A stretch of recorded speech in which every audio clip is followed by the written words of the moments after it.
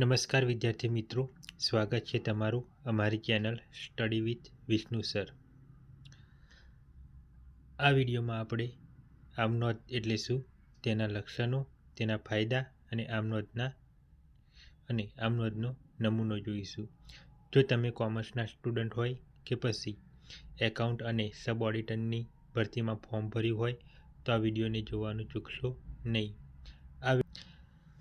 આ ચેનલમાં આપણે ત્રિનેત્ર ફ્રી બેચ શરૂ કરી છે, જેમાં કોમર્સના લગતા વિડીયો તમને જોવા મળશે તેમજ MCQ પણ જોવા મળશે. આમનોંધ એટલે શું? તો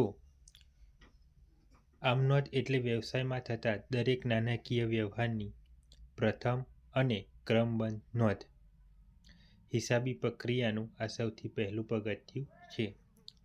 આમનોંધ એ ત્રિનોંધીનામા પદ્ધતિનો પાયાનો ચોપડો છે.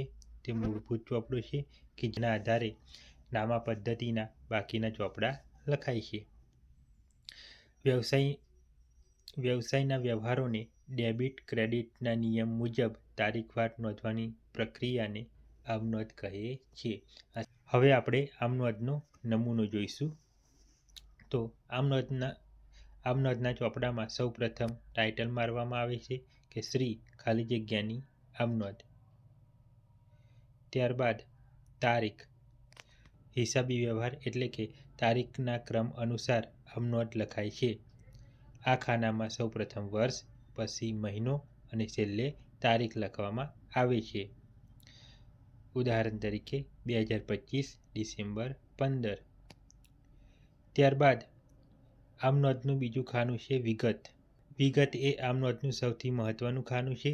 તેમાં હિસાબી વ્યવહાર સાથે સંકળાયેલા ખાતામાંથી જે ખાતું ઉધાર જમાના નિયમને આધારે ઉધાર થતું હોય તેને વિગતના ખાનામાં સૌપ્રથમ નોંધવામાં આવે છે.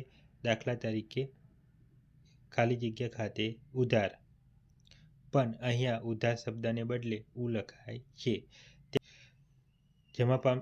જમા પામતા ખાતાની નોંધ બીજી લીટીની સહેજ જગ્યા છોડીને ખાતાનું નામ પહેલાં તે શબ્દ લખાય છે, પછી ખાતાનું નામ લખાય છે. અહીં અંતે જમા શબ્દ લખવામાં આવતો નથી. ત્યારબાદ નીચે ટૂંકી વિગત બાબત જે તરીકે લખાય છે, જેને બાજે તરીકે દર્શાવવામાં આવે છે. ત્યારબાદ ત્રીજું ખાનું છે ખાતા વહી પાના નંબર. આમનોંધના ત્રીજા ખાનામાં ખાતા વહીનો પાના નંબર લખવામાં આવે છે, જેને ટૂંકમાં ખાપા તરીકે દર્શાવવામાં આવે છે. આમનોંધ લખ્યા પછી ખતમની ખાતા વહીના જે પાના નંબર પર કરવામાં આવે છે તે નંબર અહીં લખવામાં આવે છે. આ વ્યવસ્થાને કારણે વ્યવહારો ઝડપથી શોધી શકાય છે. આમનોંધના ચોથા ખાનામાં વ્યવહારમાં ઉધાર થતા ખાતાની રકમ લખવામાં આવે છે. ત્યારબાદ છેલ્લું ખાનું છે જમા. આ ખાનામાં વ્યવહારમાં જમા થતા વ્યવહારની રકમ લખવામાં આવતી હોય છે. આમનોંધની આપણે વ્યાખ્યા જોઈ ગયા, તેનો નમૂનો જોઈ ગયા. હવે આપણે આમનોંધની લાક્ષણિકતાઓ જોઈશું. તો પહેલી લાક્ષણિકતા છે મૂળભૂત ચોપડો. હિસાબી વ્યવહારોની સૌપ્રથમ નોંધ આમનોંધમાં લખાય છે. તેથી આમનોંધ એ મૂળભૂત અને પાયાનો ચોપડો છે. એટલે કે બાકીની જે બિલ્ડિંગ રચાય છે તે આના આધારે રચાય છે. બાકીના જે ચોપડા લખવામાં આવે છે તે આમનોંધના ચોપડાને આધારે લખવામાં આવતા હોય છે. બીજું તેનું લક્ષણ છે બેવડી અસર. એટલે કે ઉધાર જમાના નિયમો મુજબ હિસાબી વ્યવહારની બેવડી અસર આપવામાં આવે છે. એક ખાતું ઉધાર થાય છે, બીજું ખાતું જમા થાય છે. ધારો કે 10,000નો માલ ખરીદ્યો તો ખરીદ ખાતે ઉધાર 10,000, તે રોકડ ખાતે જમા 10,000. ત્રીજું એનું લક્ષણ છે રકમના બે ખાના. બેવડી અસર અનુસાર ઉધાર થતા ખાતાની રકમ ઉધારના ખાનામાં અને જમા થતા ખાતાની રકમ જમા ખાનામાં લખવામાં આવતી હોય છે. ચોથું તેનું લક્ષણ છે તારીખના ક્રમમાં. એટલે કે આમનોંધના હિસાબી વ્યવહારો રોજે રોજ તારીખ પ્રમાણે ક્રમસર નોંધવામાં આવતા હોય છે. અને પાંચમું એનું લક્ષણ છે બાબત જે.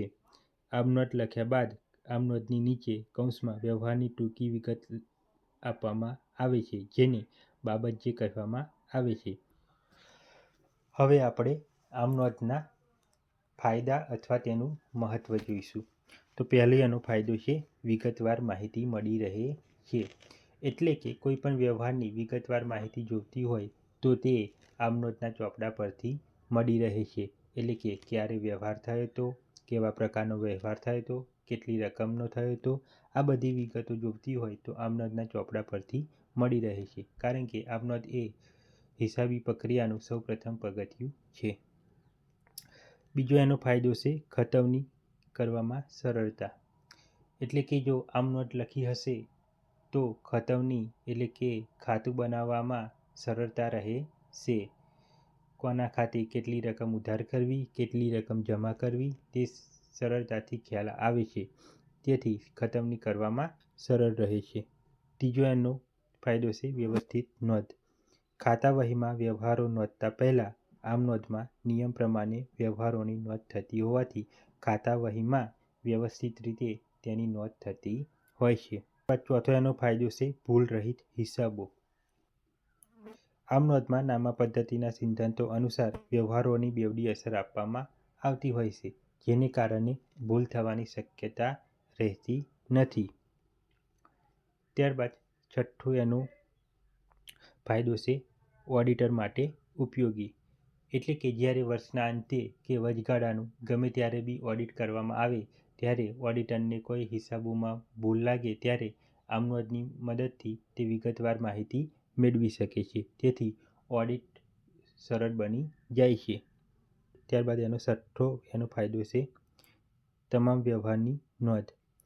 આમ નોંધમાં હિસાબી વ્યવહારો તારીખ અને સમયના ક્રમમાં નોંધવામાં આવતા હોવાથી કોઈ પણ વ્યવહાર નોંધવાનો રહી જતો નથી.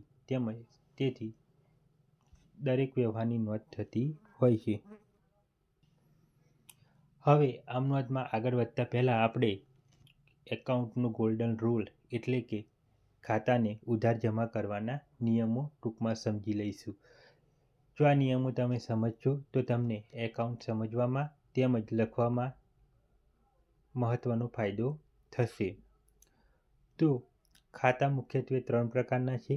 એક વ્યક્તિ ખાતું એટલે કે પર્સનલ એકાઉન્ટ, બીજું છે માલ મિલકત ખાતું એટલે કે રિયલ એકાઉન્ટ અને ત્રીજું છે ઉપજ ખર્ચનું ખાતું એટલે કે નોમિનલ એકાઉન્ટ. તો વ્યક્તિ ખાતામાં કયું ખાતું ઉધાર કરવું અને કયું ખાતું જમા કરવું તેનો આપણે નિયમ જોઈશું. તો જ્યારે વ્યક્તિ ખાતામાં લાભ લેનાર હોય તો તેના ખાતે ઉધાર કરવાનું અને લાભ આપનાર હોય તો તેના ખાતે જમા કરવાનું. ધારો કે રમેશને 2000 રૂપિયા આપ્યા. અહીં રમેશ લેનાર છે એટલે રમેશ ખાતે ઉધાર થશે. તેમજ કાવ્યાએ 500 રૂપિયા આપ્યા. અહીંયા કાવ્ય આપનાર છે એટલે કાવ્ય ખાતે જમા થશે. તે જ રીતે માલ મિલકત ખાતા. તો માલ મિલકત ખાતાનો નિયમ છે કે આવે તે ઉધાર અને જાય તે જમા. ધારો કે 5000નો માલ ખરીદ્યો તો ખરીદ ખાતે ઉધાર થશે. તે જ રીતે 10,000નું ફર્નિચર વેચી દીધું તો અહીંયા ફર્નિચર જાય છે એટલે ફર્નિચર ખાતે જમા થશે. ત્યારબાદ ઉપજ ખર્ચ ખાતું. એમાં ખર્ચ કે નુકસાન હોય તે હંમેશા ઉધાર કરવાનું અને આવક કે લાભ હોય તે હંમેશા જમા કરવાનું. ધારો કે 10,000ની દલાલી મળી. અહીં દલાલી એ આવક છે તેથી દલાલી ખાતે જમા થશે.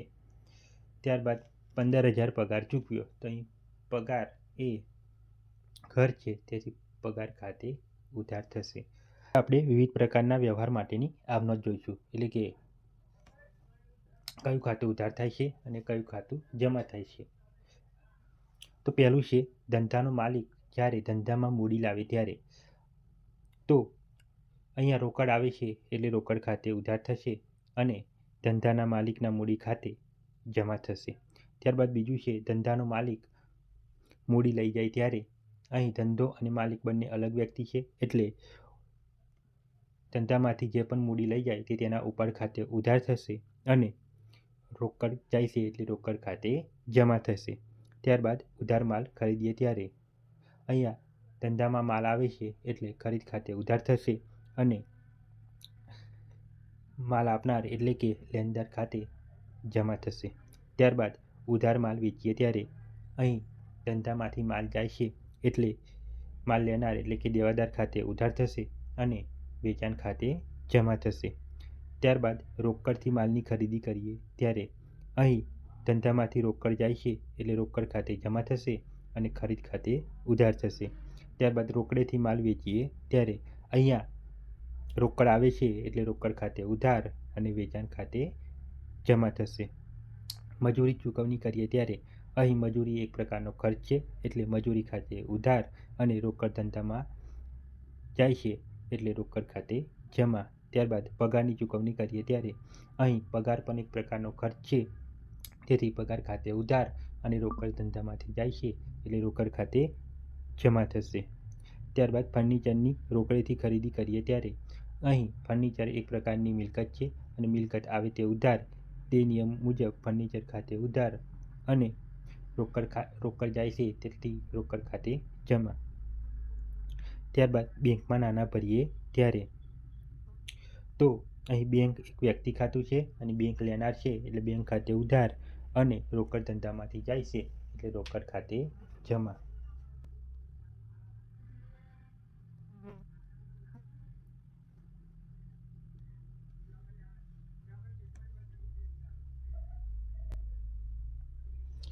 તો આ વિડીયોમાં આપણે જોઈ ગયા અમનોંધ એટલે શું, તેના લક્ષણો, તેનો નમૂનો અને કેટલાક વ્યવહારો, ઉધાર જમાના નિયમો તેમજ ખાતાને ઉધાર જમા કરવાના નિયમો. જો તમને વિડીયો પસંદ આવ્યો હોય તો વિડીયોને લાઇક, ચેનલને સબસ્ક્રાઈબ અને વિડીયોને વધુમાં વધુ તમારા ફ્રેન્ડ સુધી શેર કરજો. જો તમારે આની પ્રેક્ટિકલ જોઈતું હોય તો નેક્સ્ટ વિડીયોમાં આપણે તેનું પ્રેક્ટિકલ કરીશું. કોમેન્ટમાં જણાવજો.